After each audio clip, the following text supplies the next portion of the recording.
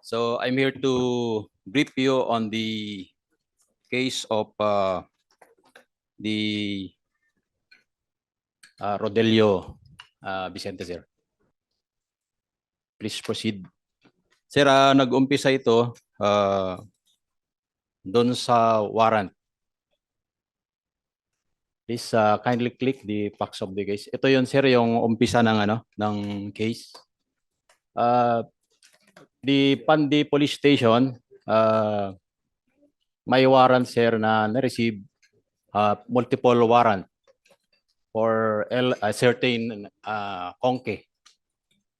Then, Ano pong pangalan nung nakalagay sa warrant? Elmar Conke, sir.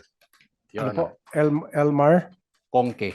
Ongke. Yes, sir. The subject of the warrant of arrest, sir. Ongke, okay. Yes, sir.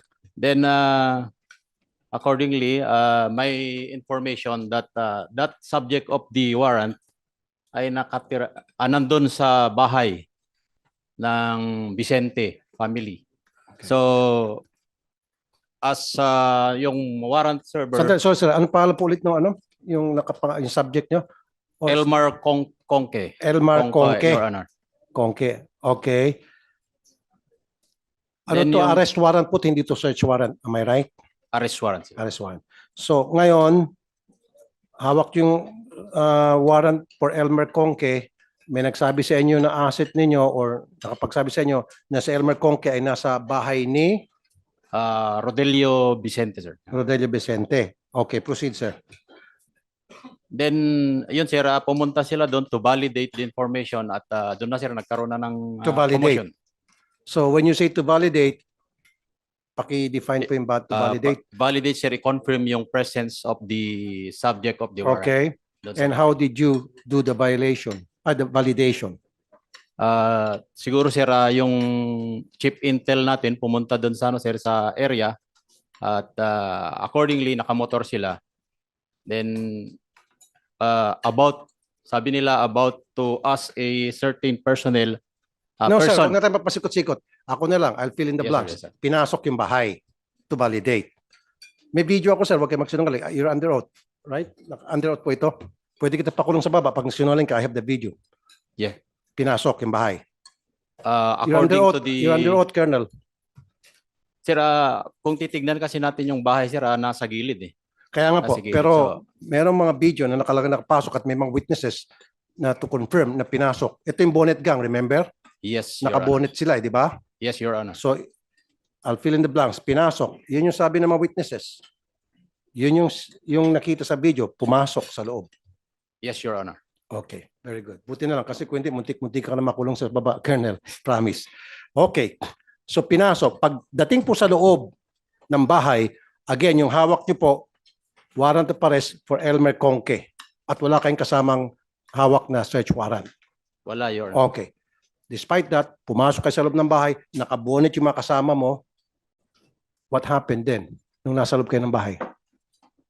Siguro, Your Honor, tanungin natin yung kasi sila yung nandun sa area, yung personnel, Sino yan? Pandi Police Station? Pandi Police Station. Your Honor. Sa saan sila? Kasama sila, sir. Your Honor. Halika kayo dito.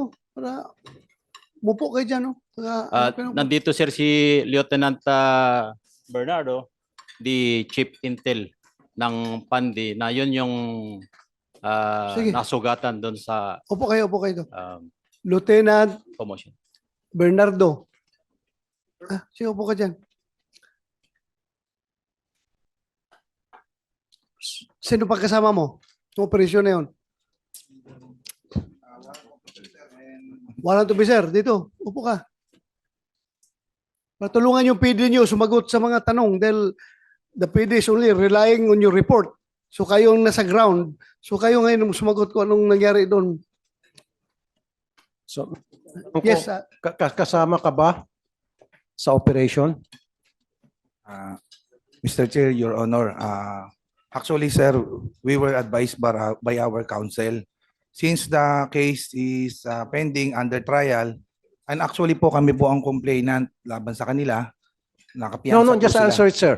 Kasama ka ba? Sir, I opt to invoke my right against self-incrimination. Pero nung in-interview kita sa Wanted sa radyo, napaamin kita na kasama kayo. Sir, under trial na po yung sinampa namin kaso laban sa kanila. Ito nga masakit, Mr. Chair eh. Yung biktima, ang makukulong pa ng di oras. Sana ma. Ang kapal na mukha mo. Ang kapal na mukha mo. Biniktima nyo na nga, bibiktima nyo pa sa pamagitan, ipakukulong nyo. Sasampahan nyo ng kaso. Unang-una, illegal entry. Tapos pangalawa, Mr. Chair, kukwento ko na, nakabonet mga hinayupak na to. At sabi pa ng kanilang hepe, nung makausap ko, sabi ko, bakit nakabonet yung mga pulis nyo? Alam mo, sabi niya, kasi mainit dito sa Bulacan eh. Pati ako nga, nagbobonet ako eh. Recorded yan. Sinabi ng stupidong hepe ninyo. You cannot deny anymore. Kahit na nasa korte to, kasi recorded yan eh. Kaya rin kayo nakabonet, kasi pinapayagan ng hepe ninyo na magbonet kayo sa operation dahil mainit daw. Imagine that kind of excuse, Mr. Chair. Ikaw po, Ano itong PNP hipi? chief.